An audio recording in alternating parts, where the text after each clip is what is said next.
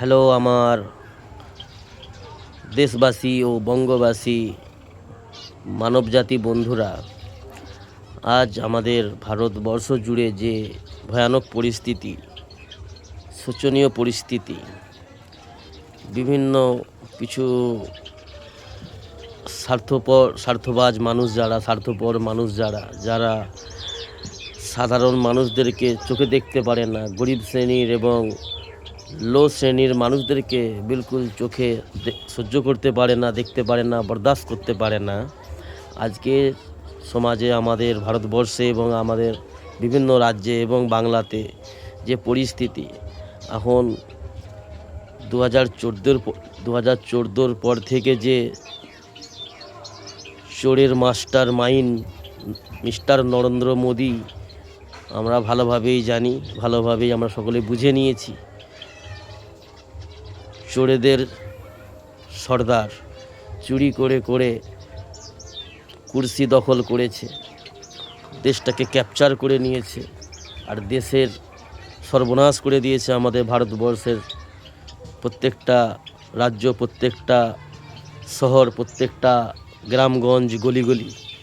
তো এখন যদি যেই ওর অন্যায়ের বিরুদ্ধে, মিস্টার নরেন্দ্র মোদির অন্যায়ের বিরুদ্ধে সত্যটা তুলে ধরে বা সত্য কথা বলে বসে যে নরেন্দ্র মোদি চুরি করেছে, তাকেই সরাসরি দেশদ্রোহী এবং হিন্দু দ্রোহী, সনাতন দ্রোহী, মুসলমান তকমা দিয়ে দিচ্ছে, মুসলমান বলে বসতেছে। যদি স্বয়ং ওদের কোনো ধর্মগুরু, হিন্দু ভাইদের ধর্মগুরু যদি কেউ বলে বসে নরেন্দ্র মোদি চুরি করে করে দেশটাকে ক্যাপচার করেছে, প্রত্যেকটা রাজ্যকে ক্যাপচার করছে বা করার চেষ্টা করছে আগামীতে, সরাসরি তাকে বলে দিচ্ছে এ হচ্ছে সনাতন দ্রোহী, সনাতনদের শত্রু, এ হচ্ছে মুসলমান। তো বন্ধুরা, আমরা সকলেই দেখতে পাচ্ছি পরিস্থিতি খুব ভয়ানক। তো যাই হোক, সতর্ক থাকবেন, সাবধান থাকবেন, নিজের আগামী প্রজন্মকে সুস্থ রাখার জন্য চেষ্টা করবেন। একটা বিশেষ বার্তা আমি দিচ্ছি বন্ধুরা, আপনারা যদি সত্যিকার অর্থে নিজেদের ফ্যামিলি মেম্বারদেরকে, নিজের আগামী প্রজন্মকে সুস্থ রাখতে চান এবং শান্তিতে রাখতে চান, তাহলে বন্ধুরা নিজেদের মূল্যবান ভোটটা সঠিক জায়গায়, নিজের ব্রেনটাকে সঠিকভাবে ব্যবহার করে সঠিক জায়গায় মূল্যবান ভোটটা প্রয়োগ করবেন। আর যদি পারেন, যদি আপনাদের মধ্যে পাওয়ার থাকে, আমার মধ্যে তো কোনো পাওয়ার নেই ভাই, আমি বিলকুল একজন সাধারণ একজন দেশের নাগরিক, ভারতবর্ষের নাগরিক এবং বাংলার নাগরিক। আপনাদের যদি পাওয়ার থাকে বন্ধুরা, এই ইভিএম নামক যে যন্ত্রটা, এইটাকে আমাদের দেশ থেকে বিদায় করুন। নচেত কিন্তু আমাদের দেশের আগামীতে, ভবিষ্যতে ভয়ানক পরিস্থিতি হবে। আজকে যতটা দেখছি 50-র উপরে পার হয়ে চলে গেছে পরিস্থিতি, আমরা সকলেই অবগত রয়েছি। দেশ ঋণের দিক থেকে আমাদের ভারতবর্ষ 1 নম্বরে। আমাদের ভারতবর্ষের পরিস্থিতি বন্ধুরা খুব খারাপ। আর ভারতবর্ষের পরিস্থিতি খারাপ মানে এটাই, ভারতবর্ষের প্রত্যেকটা নাগরিকের পরিস্থিতি খারাপ। কেন? এই দেশ প্রত্যেকটা নাগরিকের দেশ। তো এই দেশে আমরা ছোট থেকে দেখে আসছি এবং সবার সঙ্গে আমরা খেলাধুলা করে, কাজ কাম, ব্যবসা বাণিজ্য করে মিলেমিশে রয়েছি।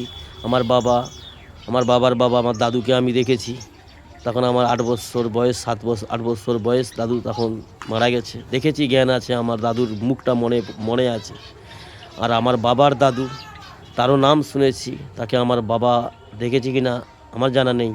তো বন্ধুরা, আমরা বাংলাতে দেখে আসছি যে সবাই মিলেমিশে আমরা দেখে আসছি, আজও আছি। কিন্তু 2014 সালের পর থেকে বিগত এই 11 বছর আমাদের ভারতবর্ষ এবং আমাদের দেশের প্রত্যেকটা রাজ্য খুব বিপদের সম্মুখীন। মানবজাতির উপরে বিভিন্ন প্রকারে আঘাত করা হচ্ছে, বিভিন্ন প্রকারে মানবজাতিকে নিকৃষ্ট ভাবে অত্যাচার অন্যায় করা হচ্ছে।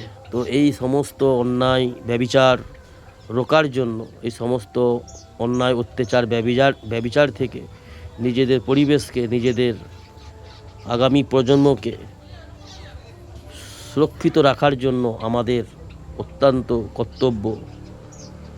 আমরা বাংলায়, আমাদের বাংলা ভারতবর্ষের গর্ব। আমরা ভারতবর্ষে যতগুলো রাজ্য আছে সমস্ত রাজ্যের মধ্যে আমি মনে করি আমাদের বাংলা, আরও হয়তো এরকম কিছু রাজ্য আছে, আমাদের বাংলা অতি শান্তির রাজ্য।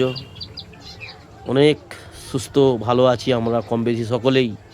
তো বিগত বছর 3 ধরে আমাদের বাংলাকে, পশ্চিম বাংলাকে উত্তেজিত করার চেষ্টা এক শ্রেণীর রাজনীতিবিদ, যারা ওই মানুষ রূপে বাঁদর আর হনুমানের মতন লাফালাফি করে, হনুমানের মতন আচরণ করে, বাঁদরের মতন আচরণ করে, এই সমস্ত মানুষগুলো আমাদের বাংলাকে উত্তাল করার চেষ্টা করছে, উত্তেজিত করার চেষ্টা করছে বিজেপির ঝান্ডা নিয়ে। তো যাই হোক বন্ধুরা, আমি রাজনীতি করি না, রাজনীতির বিষয়ে আমার সেরকম কোনো নলেজ জ্ঞান নেই। তো আমি একটাই সাধারণ নলেজ জ্ঞান আমার এটাই, যে আমরা মানব জাতি, শ্রেষ্ঠ জাতি, আমাদেরকে মিলেমিশে মানুষ হয়ে বাঁচতে হবে, মানুষ হয়ে মরতে হবে। আমাদের মধ্যে, আপোষের মধ্যে, নিজেদের মধ্যে যদি কোনো ছোটোখাটো কোনো ভুল ভ্রান্তি হয়ে বসে আর হয়ে যায়, মানুষ মানেই ভুল ভ্রান্তি আমরা করে বসবো, জানতে অজান্তে করে বসবো। তো ভুল ভ্রান্তি যদি আমাদের মধ্যে কেউ করে বসি, আমরা, আমাদের ছেলেরা, আমার আপনার ঘরের সন্তান, তো আমরা নিজেরা সেটাকে সুষ্ঠুভাবে সমস্যার সমাধান করে নেওয়ার চেষ্টা আমরা ভবিষ্যতে আগে করেছি আর আগামীতেও করার চেষ্টা করব। এটাই হচ্ছে মানব জাতির সৌন্দর্য। ভুলকে ভুল মেনে নেওয়া, অন্যায়কে অন্যায় মেনে নেওয়া, এটাই হচ্ছে মানুষের পরিচয়, একটা ভালো মানুষের পরিচয়। তো কিছু মন্দ গুণ আমাদের সকলের মধ্যেই কম বেশি রয়েছে। তো বন্ধুরা, আমরা চিন্তা চেতনা নিই যাতে আগামীতে আমাদের দেশ, আমাদের বাংলা, আমাদের ভারতবর্ষ যাতে করে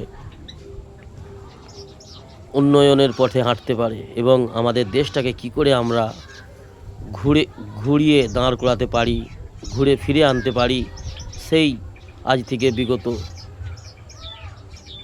40 বছর আগে যে পরিস্থিতি ছিল, আমাদের 35-40 বছর আগে আমাদের দেশের যে শান্তি, যে একতা, যে মিল মোহাব্বত মানব জাতির মধ্যে, নিজেদের মধ্যে, মানুষে যে মিল মোহাব্বত ছিল, সেইগুলোকে আমরা ফিরিয়ে আনার চেষ্টা করি। আর আমরা সকলেই এক হয়ে ঠান্ডা মাথায় চিন্তা ভাবনা করে আমাদের দেশটাকে বাঁচানোর উদ্যোগ নিই বন্ধুরা। আমাদের দেশটাকে বাঁচানোর জন্য উদ্যোগ নিই। ইভিএম নামে যে জিনিসটা, ইভিএম নামক যে একটা যন্ত্র, যেটাকে ব্যবহার করে আমাদের কেন্দ্রে সরকার এবং অন্যান্য বিভিন্ন রাজ্যে যে সরকার গঠিত হয়েছে, বিজেপি নামক সরকার, ঝঞ্ঝট সরকার, যে